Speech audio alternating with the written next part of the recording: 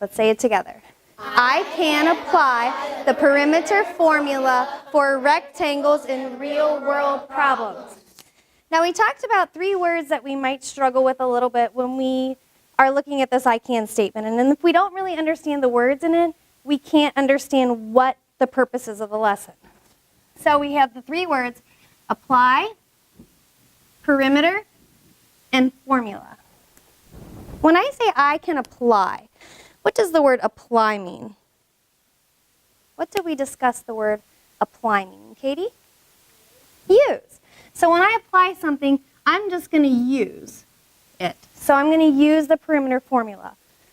When I look at the word perimeter, do I see a smaller word inside there? What's that smaller word that we see in there? Kobe? Rim. And can you remind me what a rim is? It's the outside of something. Where in real life might we see a rim? Yeah, like a basketball hoop. It's talking about the outside. And then a formula. What did we discuss as being a formula? Trey? It's a rule. It's a rule that we follow. So we're going to use the perimeter rule, and we know the perimeter is the outside, in order to solve real-world problems. Where in the world would I see a perimeter problem, or why would I need to know how to solve for perimeter? Aiden? Yeah, if I'm fencing, because I have a spot and I want to find the outside of it. Where else might I see that? Elena? If I was framing something, I might need that. Like, what would I frame? Could be a picture. Like, say I have a picture and I'm creating a wood frame. Where else, Alicia? Sandbox. If I'm closing in a sandbox. Ava? Could be a vegetable garden. Very good. Kyler? A fence. If I'm fencing my backyard. If I have dogs, if I have other animals, I might want to fence those in. So that is what our target statement is for today. We're going to be working on solving those real-world problems.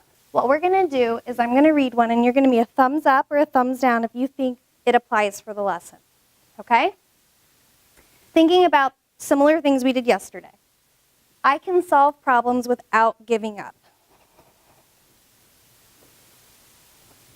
I would completely agree. Who can justify why we can solve problems without giving up? How do we do that in a lesson like this? The perimeter is the rim, rim, rim. Perimeter is the rim, rim, rim.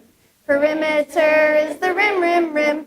And this is how you find it. It's 2 times the length plus 2 times the width. It's 2 times the length plus 2. Oops. It's 2 times the length plus 2 times the width. And don't forget your unit. All right. We have Sarah wants to buy wood to make a frame for her picture. Her picture is a 12-inch by 10-inch rectangle. What is the total length of the wood strips she will need for her project? So the first thing we're going to do is, so we can internalize that formula, we're going to sing the song. And as we sing the steps, I want to see you writing the formula. What's the first step we need to do before we even start solving for perimeter? That very first step. Aiden, what am I going to do? I'm going to draw my rectangle. I need to be able to visualize the problem that I'm solving. I have to put my variables into my formula, okay? So right now I want you to do that on your own. And he said my variables I have to solve for are length and width, which leaves which variable that we're solving for. Which one are we solving for in this case? Jackson? P for perimeter. Will it always be P for perimeter that I'm solving for? No. Sometimes I could be given perimeter, sometimes I could be given length, and I have to find the width. Okay? Now I need to solve. And Zachary wanted to tell me how to solve, which is great, but then everybody's going to know. So right now, I want you to solve for P. Annalise, can you please go up and solve for me?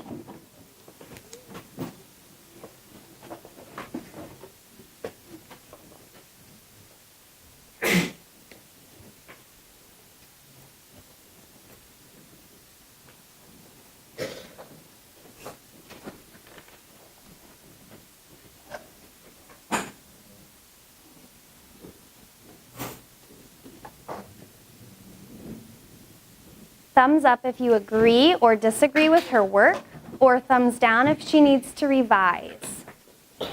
Okay, can you kind of give us a verbal explanation of how you came up with those numbers? When I tell, what's that going to look like? Is it going to look like a fragment, or is it going to look like a sentence? Aiden? It's a complete sentence, and I should restate the question. So before I tell, I need to look back at the question, reread the actual question before I write my answer. What would a complete sentence be? Sarah will need to buy 44 inches of wood. Very good. She's going to need 44 inches of wood. Did she use a complete sentence? Yes. Did she restate what the question asked? Yes. What we're going to do is I'm going to pass out and I'm going to show you what an explain looks like for this problem. And so that way you have a model to help you do your explains in the future problems. We went through step by step. Would you agree we had lots of steps up there? Yes. Okay.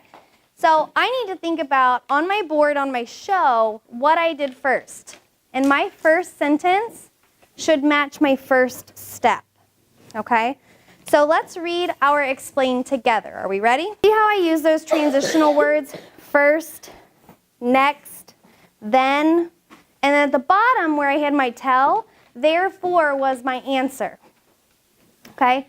When we do the explain on our own, I don't want you copying word for word from this. Okay? What I'd like for you to do is with your partner, come up and see if you can follow those steps yourself, and then go back and check the model, and then reflect on your own to see what could I add, what could I change, what can I do basically to make it better. Okay. Here is where you're going to have your own turn to create your own real world perimeter. Now, does real world mean Austin drew a rectangle that was 4 inches by 3 inches? What is the perimeter? Is that real world? No. So you and your partner need to brainstorm a scenario that you might find in real world. There's a checklist on here to help you decide what information needs to go in there. So we're going to exchange these. You guys will be the ones checking them, and you will reflect and give feedback to those students that solved. Yes, they got it right. How could they make their explain better? That kind of stuff.